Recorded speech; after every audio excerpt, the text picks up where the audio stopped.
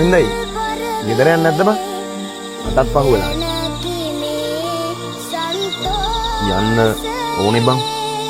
ඇඟට පොඩ්ඩක් අමාරුයි බං. ඇඟට අමාරු නැද්ද බං? සිමෙන්ති කොට්ට 50ක විතර කොන්ක්‍රීට් එකක් වෙනවට පස්සේ මගේ අතපය පණ නැහැ වගේ බං.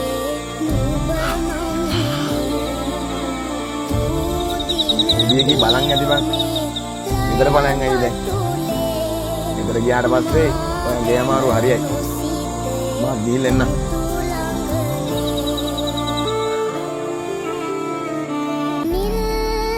ගෙදර යන්න හිතක් දෙන්නේ සම්පා.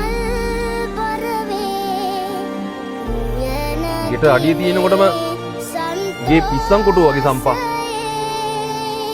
පොඩි එකී ඇඟ චුට්ටක් හොදලා නැහැ බං.